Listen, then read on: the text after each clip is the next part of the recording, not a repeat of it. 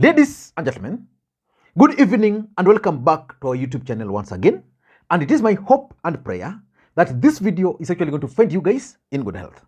Personally, I am fine, as you can see. Kisumu is also fantastic. And maybe you could also let me know where you are watching the video from, the county or the country, in case you are out of the republic. Ladies and gentlemen, from all indications, Raila Odinga and William Samoei Arap Ruto have actually reached some agreement. Earlier today, both camps issued some statements. And from those statements, there's kind of an agreement, but there is no agreement. So in this video, I want us to go through those statements which were issued by the two camps, because clearly some things are not adding up.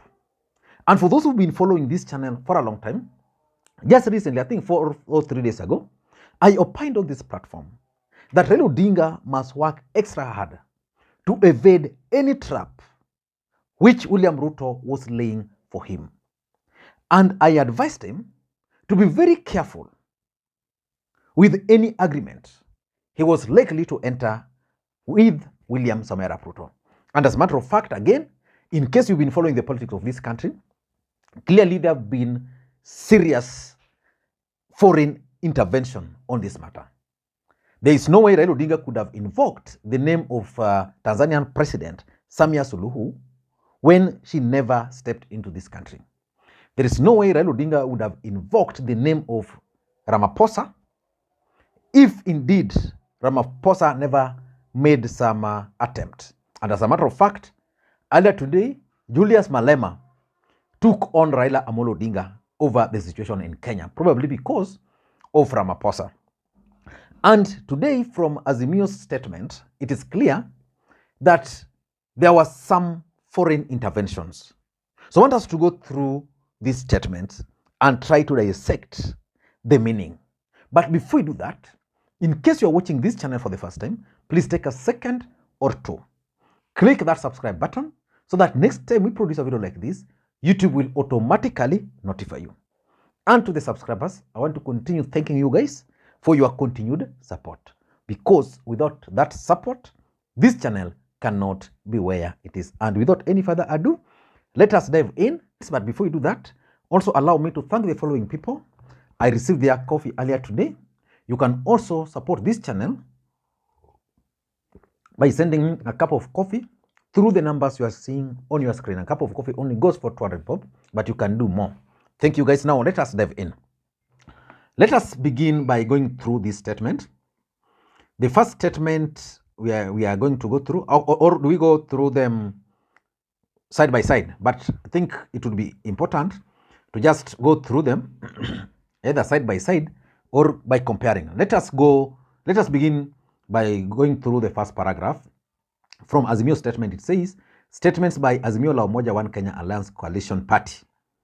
We, the leadership of Azimio la Umoja One Kenya Coalition Party, having consulted with the leadership of Kenya Kwanza, under the facilitation of His Excellency Olusegun Obasanjo, on the state of our nation, desirous of a democratic and peaceful resolution of issues that has beset our nation.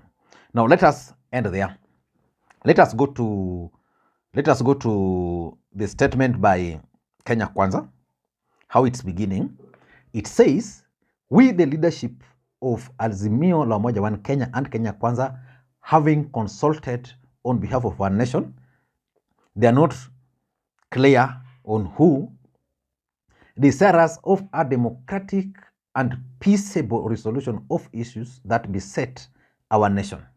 Now, if you look at those statements, the way they are designed is almost similar, but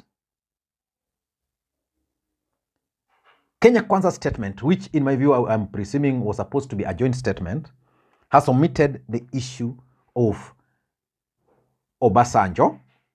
They have omitted that issue of Obasanjo.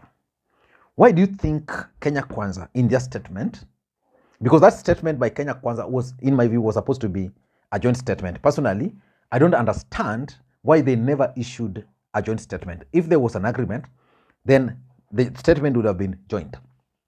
But clearly, Kenya Kwanza's statement omitted Obasanjo's reference. Why? William Ruto, for those who've been following of late, has been trying so hard to emerge as a force in the region. He's trying to be the face of the new Africa. Just the other day, you saw William Ruto asking to mediate in Niger, where I think some coup had taken place. He also tried at some point to mediate in Sudan, and he was rejected. So William Ruto, as someone who is keen on projecting an image of a mediator, cannot accept the fact that Obasanjo is mediating in his country. For example, if William Ruto were to mediate in Niger, then Obasanjo is mediating in his country, then how can he mediate? He should ideally solve his issues first before trying to mediate outside the country. And for me, that's why he's trying to avoid any element of foreign intervention. William Ruto does not want this process to be viewed as foreign intervention. Because remember, Raila Odinga had accused him of ignoring Obasanjo, of ignoring Madam Suluhu, ignoring Ramaphosa, and he also mentioned other leaders. And of course, you saw the other day I told you Obasanjo was also in the country. So that's why William Ruto's side has ignored that. Now let us proceed. Number 2, expressing our condemnation and regret on the violence that has visited our nation with loss of life, serious injuries, and the destruction of properties, affirming our commitment to adherence to the Constitution and rule of law. Now let us get to the other side. What are they saying? The other side is also saying just the same, expressing our joint condemnation and regret on the violence that has visited our nation with loss of life, serious injuries, and the destruction of properties. That's the same. And it goes. And Kenya Kwanza's statement is proceeding, determined to resolve our differences amicably for the benefit of all people. So the Kenya statement is proceeding here, that we have therefore agreed to establish a committee of 10 composed of 5 members, each from Azimio la Umoja One Kenya and Kenya Kwanza, as follows. Now, on the other side, Azimio's statement is suggesting that Azimio's statement is saying, we have therefore agreed with Kenya Kwanza to establish a committee of 10 comprised of 5 members, each from Azimio la Umoja and Kenya Kwanza, as follows. So all that they've agreed. And this is how they have agreed to share these positions. According to the statement, 4 members from outside. So they are going to, Azimio and Kenya Kwanza are going to identify 4 members, but from outside parliament, which means Azimio are going to have 2 people, Kenya Kwanza 2 people. Initially, William Ruto and Kenya Kwanza had insisted that the process must be parliamentary. Azimio had insisted that it's not going to be a parliamentary process. So by including 4 members who are not members of parliament, it technically means that the process is now not going to be a parliamentary process. So guys, for me, at the end of the day, we should be prepared for BBI version 2. That's what I'm trying to think. But the thing is, they are going to, Azimio are going to front 2 people from outside parliament, Kenya Kwanza. Number 2, they are going to have the leaders of minority and majority. So which means Kimani Ichung'wah as the majority leader in the National Assembly and Opiyo Wandayi as the minority leader are going to be part of that team. And then they are saying, again, they are going to have an additional 4, 2 MPs from Azimio, 2 MPs from Kenya Kwanza.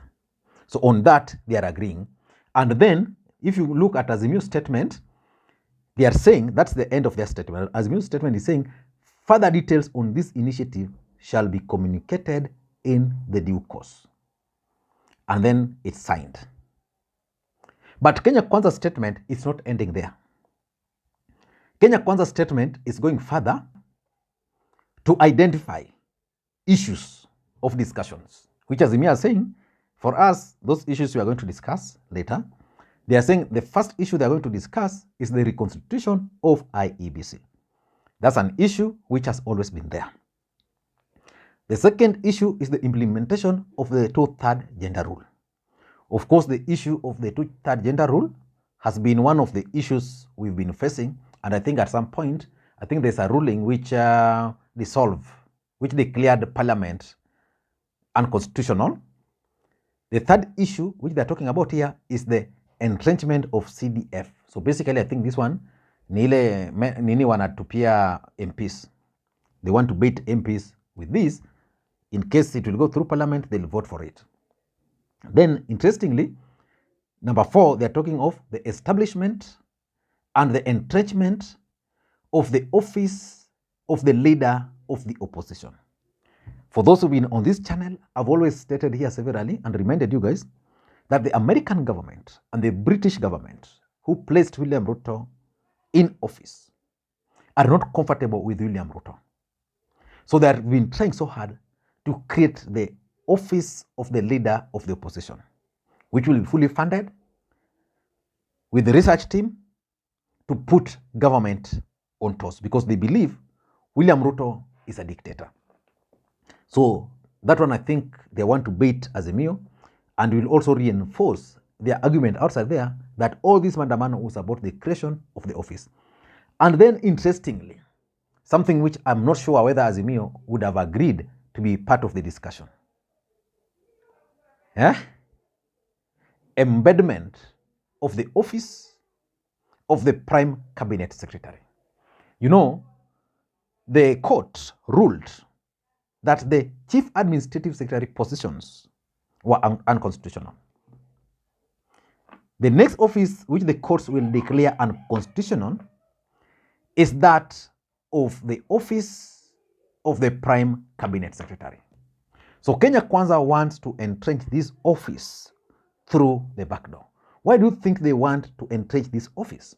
They want to entrench this office to make it in the same level of the office of the leader of the official opposition.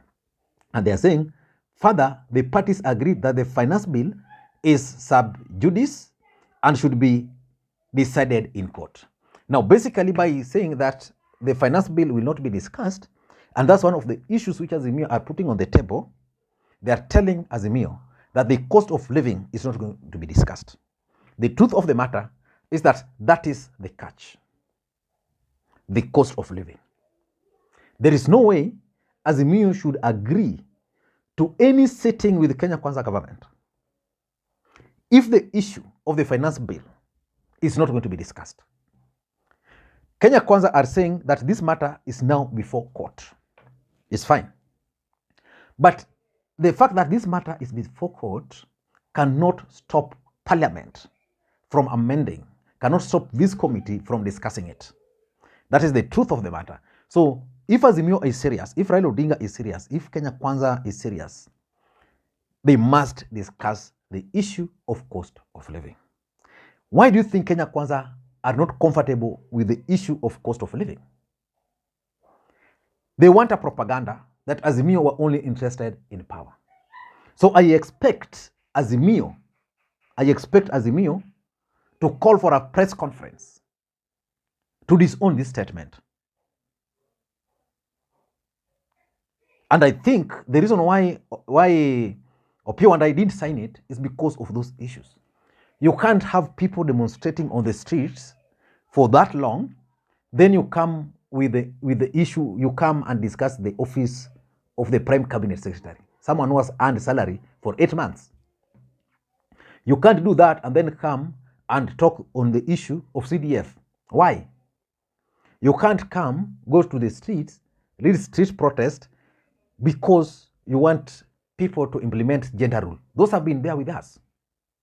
The issues which Azimio were demanding were, in my view, if I remember well, cost of living, the reconstitution of IBC, the opening of the servers, although that's very difficult, William Ruto might not agree, but the issue of the finance bill must be revisited.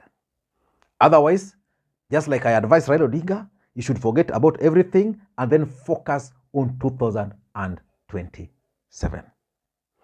If they agree to any meeting minus this finance bill or cost of living, they should forget anything about Kenya. Thank you guys. Let me hear your thoughts. And again, for those who support the channel in one way or the other, just know from the bottom of my heart, I really value it. Thank you guys, and may you have a good day. Bye-bye.